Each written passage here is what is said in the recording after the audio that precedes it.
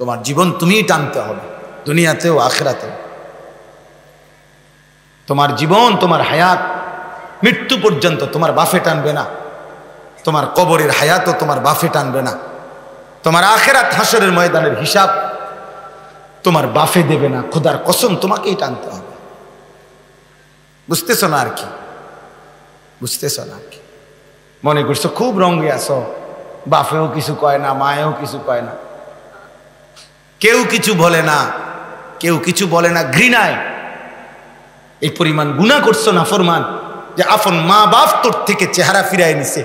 সারাদিন নারী দেখো, উলঙ্গ ছবি দেখো সারা রাত, এরপরেও তোমার মা কদ্দুর তোমার লাইগা কাঁদে না, বাপে কদ্দুর কাঁদে না তোর লাইগা। বেটা তোর উর্ফে খোদার কি পরিমাণ নারাজ, অসন্তুষ্টি।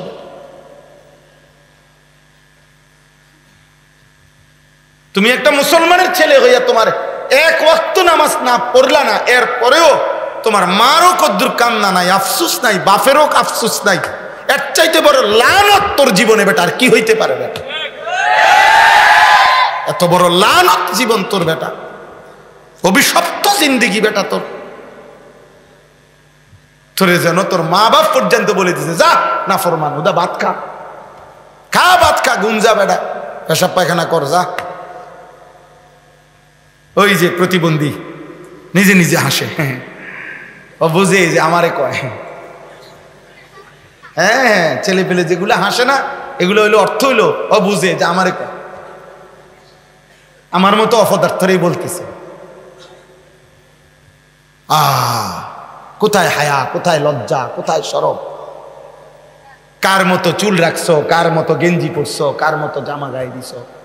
কে তোমার বাবা, কে তোমার মা, কে তোমার আল্লাহ, কে তোমার সৃষ্টিকর্তা? ওফো, এমন মালিক কেমনে ভুলে গেলা? এমন মালিক কেমনে ভুলে গেলা? আলাম নাজালিল আরদা মিহাদা ওয়াল জিবালা আওতাদা ওয়া খালাকনাকুম আজওয়াজা ওয়া জাআলনা নাওমাকুম সুবাতা ওয়া জাআলনাল লাইলা লিবাসা ওয়া জাআলনান নাহারা মাআশা। আল্লাহ বলে, বান্দা বলো না আমি আল্লাহ কি তোমার জন্য জমিনটাকে বিছিয়ে দেই নাই? আমি কি এই পাহাড়গুলোকে জমিনের উপরে পেরেগের মতো আমি কি স্থাপন করি নাই? আমি কি গোটা সৃষ্টি জোড়ায় জোড়ায় নারী পুরুষে আমি আল্লাহ কি সৃষ্টি করি নাই? আমি আল্লাহ কি দুই চোখের ঘুম দেই নাই? আমি কি রাত্রিটাকে অন্ধকার কালো চাদরে ঢেকে দেই নাই? আমি কি আলোকিত ফর্সা একটা দিন সূর্যের প্রখর আলোওয়ালা এনে দেই নাই? আমি কি মাথার উপরে 7টা আসমান বিছিয়ে দেই নাই? আমি কি আল্লাহ একটা সূর্য একটা চন্দ্র সৃষ্টি করি নাই? আল্লাহ বলেন, আলাম নাজাল লাহু আইনাইন, আমি কি 2টা চোখ দেই নাই বান্দা?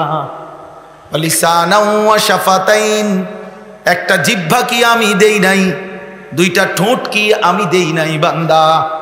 এত কিছু দিলাম, গোটা কায়নাত তোমার জন্য সাজাইলাম, তোমারেও আমি আল্লাহ বড় বেশি যত্ন করে সাজাইলাম। সেই আমি মালিক কি তোমার কাছে একটা সেজদাও পাই না? এমন নিকৃষ্ট না ফরমান কেমনে হইলা বাপ? এমন জন্তু তো কুত্তাও হয় না, এমন নিকৃষ্ট তো জানোয়ারও হয় না। বেনামাজি ছেলেরা, এই বেটা, কোন কুত্তারে জিজ্ঞাসা করিস যে কুত্তা তুই সেজদা দেস না কেন? কুত্তা তোকে বলবে আমারে আল্লাহ সেজদা দিতে বলে নাই, এই জন্য সেজদা দেই না। তোরে সেজদা দিতে বলছে তবুও তুই দেস না। খোদার কসম, যদি কুত্তার জবান থাকতো তো কুত্তা তোরে বলতো তুই আমার চাইতো নিকৃষ্ট, আমার চাইতো নিকৃষ্ট, আমার চাইতো নিকৃষ্ট। কুত্তাই তোরে বলতো বেটা, কুকুরে তোকে বলতো, কুকুরে যদি কুত্তার জবান থাকতো ও বলতো আমি সেজদা এ কারণে দেই না, আমাকে আল্লাহ সেজদা দিতে বলছে। আল্লাহ কুকুরকে সেজদা দিতে বলছে? শুকরকে আল্লাহ সেজদা দিতে বলছে? গরুরে আল্লাহ সেজদা দিতে বলছে বেটা? তো এই কারণে সে সেজদা দেয় না। তুই নাফরমানকে তো সেজদা দিতে বলছে বেটা, বলো না বাপ। মুসলমানের ঘরে ঘুমাও কেমনে, ইমানদারের ঘরে ঘুমাও কেমনে? নিজেরে মুসলমান বলো, কোন লজ্জায়? বেঈমানের চুল রেখে মুসলমান বলস কেমনে বেটা? শরীর নাপাক, পেশাব করে একবারও টয়লেট পেপার ব্যবহার করো না, পানি ব্যবহার করো না, এমন নিকৃষ্ট নাপাক, এমন দুর্গন্ধওয়ালা অপদার্থ নিজেকে মুসলমান বলস কেমনে বেটা? বল বেটা। শেষ হিসাব, আমি যদি আর কোনোদিন আসতে না পারি, একবারই আসলাম, একবারই বলে গেলাম, একবারই বলে। আত্মপরিচয় চেনো, তোমার জন্য আমি আটকাবো না, আমার জন্য তুমিও আটকাইতা না। তোমার রাত তোমার কাছে, আমার রাত আমার কাছে। তোমার সূর্য তোমার জন্য ওঠে, আমার সূর্য আমার জন্যই ওঠে। তোমার আল্লাহ যিনি, আমার আল্লাহ তিনি। কাজে কেউ কাউরের জন্য আটকাবে না দুনিয়া, কিন্তু আখিরাত চলতে পারবে না। দুনিয়া তো আল্লাহ কাফের বেঈমানেরও আটকায় না বাবা। এই ছেলেরা, বাবারা, বয়স্কদেরকেও বলি, বয়স্ক মুরব্বী যারা এখনো বিড়ি খান, সিগারেট খান, বয়স্ক যারা এখনো টেলিভিশনে চা দেখেন, চা দোকানে নর্তকীর নাচ দেখেন, টেলিভিশন নাটক সিনেমা দেখেন, বয়স্ক মানুষ যারা এখনো সুদ খান, কিস্তি নেন, বয়স্ক মানুষ এখনো যারা কথায় কথায় গালি দেন, হারাম উপার্জন করছেন, হারাম কাজ করছেন, আপনারও লজ্জা কম, শরম কম, হায়া কম, আপনারও বিবেক বুদ্ধি বিবেচনা কম। 60 বছরও আকল এখনো যদি জাহান্নামের ভয় না আসে, আখিরাতের ভয় না আসে, কবরের কথা মনে না পড়ে, এই বুড়া চাচা, তাইলে আর কবরের কথা মনে পড়বে কোন বছর? বলো না বাপ, তুমি আমার বাপ, বলো। 60 বছরও কি একজন বয়স্ক মুসলমান ওনার আখিরাত মনে করার সময় হয় নাই? তো উনি এখনো বিড়ি খাবে, উনি এখনো টেলিভিশন দেখবে। ওফো,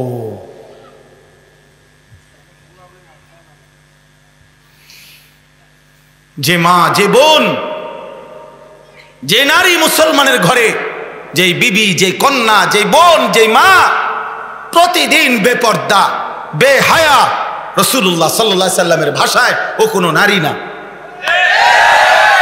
ও কোনো নারী না। নারী বলে তাকে পর্দায় থাকে যে, নারী বলে তাকে আড়ালে থাকে যে, নারী বলে তাকে নিজেকে লুকিয়ে রাখে যে, নারী বলে তাকে নিজেকে লজ্জায় রাখে যে, নারী বলে তাকে নিজেকে আবরণে ঢেকে রাখে যে, নিজে নিজের রূপ প্রদর্শন করে, যে নিজের যৌবন প্রদর্শন করে, যে নিজের শরীর প্রদর্শন করে, যে বিবাহ বহির্ভূত কোনো পুরুষের সাথে, ছেলের সাথে হারাম সম্পর্ক করে, ও কোনো নারী না, ও কোনো বেডি না, ও কোনো মহিলা না, ও ফেলাস্টিক। ফেলাস্টিক, ফেলাস্টিক। ঢাকা শহরে প্রাইভেট কারে কয় ফেলাস্টিক? হ্যাঁ হ্যাঁ, ঢাকা শহরে প্রাইভেট কারে কি কয়? বাসওয়ালারা, বাসের কন্ট্রাক্টর, হেল্পাররা, বাসের ড্রাইভারের ওস্তাদ মামে ফেলাস্টিক। আমি কই কিতেরে কস? প্রাইভেট কারের দাম তোর বাস 3টা রমান হইব, তোর এই লক্কর চক্কর বাস তে কয় বলি এটা বলে ফেলাস্টিক। ওই নারী প্লাস্টিক, মূলত ওই নারী শোপিস, ওই নারী প্রদর্শনের বস্তু। তার মধ্যে নারীত্ব যেটা, নারী মানেই তার স্বভাবজাত হায়া, লজ্জা, শরম, তার রক্তের ভিতরে, অস্তিত্বের ভিতরে নিজেকে ঢেকে রাখা, আড়াল করে রাখার এই তবিয়ত আল্লাহ তাকে সৃষ্টিগতভাবে দিয়েছেন। যে এটা ছিঁড়ে ফেলে, পর্দা নষ্ট করে ফেলে, তার মধ্যে নারীত্ব আর নারী সুলভ স্বভাব তার আর বাকি থাকে না। আমাদের মা চাচিরা এখনো সাক্ষী আছে, প্রত্যেক ঘরে ঘরে এখনো মা চাচি, দাদিরা আছে, যারা আছে তারাই সাক্ষী দেবে। তাদের ছোটবেলা, তারা তাদের যৌবনকাল, তারা স্বামীর বাড়ি, বাপের বাড়ি গেছে আসছে, তো শতভাগ বোরকা পড়ছে, এরপরে হাতের মধ্যে ছাতা রাখছে, এরপরে রিক্সা। আমার পুরা মনে আছে, আমার স্পষ্ট মনে আছে আমার মা চাচিদের কথা, আমার বড় খালার কথা, যে মা খালা রিক্সার মধ্যে যে চারদিকে কাপড় লাগাইতো, কাপড় লাগাইয়া আমি নানার বাড়ি গেছি। আল্লাহর কসম তো বাপ, এটা আমার নিজের মনে আছে। ছিল না আগে? ওনারা বোকা ছিলেন, আর এখন বাজারে বাজারে ঘুরে যেসব বেড়িয়ে বুড়ি সালাক। আল্লাহ আমাদেরকে হেফাজত করেন। অতএব প্রিয় ভাই আমার, বন্ধু আমার, কেন আল্লাহর নাফরমানি করছো বাপ? আল্লাহকে ছেড়ে দিলা কেন বাপ? আমি বলছিলাম ওই কথাটা আবার বলি, যেখান থেকে আমি চলে গেছি কথাটা ছিল এই, আল্লাহ তাআলা আমাদের নবী সাল্লাল্লাহু আলাইহি সাল্লামকে বলছেন, বন্ধু আপনি কালেমার দাওয়াত দেন, ইমানের দাওয়াত দেন, মক্কার জমিন ঘুরে ঘুরে আপনি দাওয়াত দেন। তবে মনে রাখবেন বন্ধু, দাওয়াত তো আপনি দিবেন সবাইকে, আর আমার দ্বীনের জন্য, আমার ইসলামের জন্য, আমি আল্লাহর কালেমার জন্য আগামীর পৃথিবীতে ইসলামকে সারা বিশ্বময় ছড়িয়ে দেওয়ার জন্য আমি যে কয়জন লোক আমার লাগবে, আল্লাহ যেন বন্ধুকে বলছে, বন্ধু আপনি বলতে থাকেন সবাইকে, আর আমার লোক লাগবে যে কয়জন, এটা আমি আল্লাহ নিয়ে নেব। এই জন্য আল্লাহ আবু বকরকে তো নিচে, আবু জেহেলকে তো ছুঁড়ে ফেলে দিয়েছে, অমরকে তো নিচে, আবু লাহাবকে তো ছুঁড়ে ফেলে দিয়েছে, ওসমানকে তো নিচে, তো উতবা সাইবা ওদেরকে তো ছুঁড়ে ফেলে দিছে বাপ। কিন্তু আবু জেহেল ভাত খায় না, আবু জেহেল দুনিয়া ভোগ করে না। তা আল্লাহ বলছে দুনিয়া তো ভোগ করতে দেব সবাইকে, কিন্তু আমার দ্বীনের জন্য, সেজদার জন্য, কালেমার জন্য, ইসলামকে বিশ্বময় প্রচার করার জন্য যে কয়জন সাহাবা লাগবে বন্ধু আপনার, ওগুলো আমি নেব। এই জন্য হজরতে বেলালের বাড়ি মক্কাতেও না, মদিনাতেও না। হজরতে বেলাল তো আফ্রিকান, ইথিওপিয়া, এখনকার মানচিত্রে বলে ইথিওপিয়া, হাবাসা। তো ওইখান থেকে আল্লাহ টেনে এনে নবীর সাহাবা বানাইছে। হজরত সালমান, ওনার বাড়ি তো মক্কা মদিনা না, পারস্য, ইরান, ওইখান থেকে টেনে এনে আল্লাহ মুসলমান সাহাবি বানাইছে। হজরত সুহাইব একজন সাহাবি ছিল, ওনার বাড়ি হলো রোম, মানে আজকের ইটালি, ইটালি ওনার বাড়ি। তো উনি ওইখান থেকে মালিক টেনে এনে ওনারে নবীর সাহাবি বানাইছে। হজরত আবু জার গিফারি, ওনার বাড়ি মক্কা মদিনা না, গিফার গোত্র, আরবের বহু দূরের গোত্র, ওইখান থেকে টেনে এনে মালিক নবীর সাহাবি বানাইছে। নবীর সাহাবি আবু হুরায়রা, ওনার বাড়ি মক্কাও না, মদিনাও না, ওনার বাড়ি দৌস গোত্র, আরবের বহু দূরের গোত্র, ভিন্ন এলাকার, ওইখান থেকে টেনে এনে নবীর সাহাবি বানাইছেন। হযরত তুফাইল ইবনে আমর আদ-দাউসি, উনি মক্কারও না, মদিনারও না, অন্যখান থেকে এনে আল্লাহ তার সাহাবি, নবীর সাহাবি বানাইছেন। অথচ আবু জেহেল, আবু লাহাব জন্মের দিন থেকে নবী সাল্লাল্লাহু আলাইহি সাল্লাম যেদিন জন্মগ্রহণ করছে সেদিন থেকেই মুহাম্মদ সাল্লাল্লাহু আলাইহি সাল্লামকে আবু জেহেল, আবু লাহাব চিনে। সেদিন থেকে পুরাটা সময় দেখছে, 40টা বছর দেখছে। বদরের যুদ্ধের দিন আবু জেহেল মারা গেছে, তাহলে বদরের যুদ্ধ হয়েছে মক্কার 13 বছরের পরে, মদিনার প্রথম বছর 1 বছর পরে, তাহলে ইসলাম প্রচারেরও 14 বছর পরে বদরের যুদ্ধ হয়েছে। আগের 40, পরের 14, 54 বছর টানা আবু জেহেল বাড়ির কাছে থাইকা ঘরের সামনে, মক্কা ঘর, আল্লাহর ঘর, কাবার পরে সর্বপ্রথম যেই মানুষটার ঘর ছিল তার ঘরই আবু জেহেলের ঘর। আবু জেহেলের ঘর আর আল্লাহর ঘরের মাঝখানে আর কারো ঘর ছিল না। প্রথম ঘর কার? কথা বলে না। আবু জেহেলের ঘর। বেটা নবীকে 54 বছর সে সকাল দুপুর রাত দেখছে, কিন্তু মালিক বলে আমার পছন্দ হয় নাই, আমি নিলাম না, আমি দূরের বেলালকে নিলাম।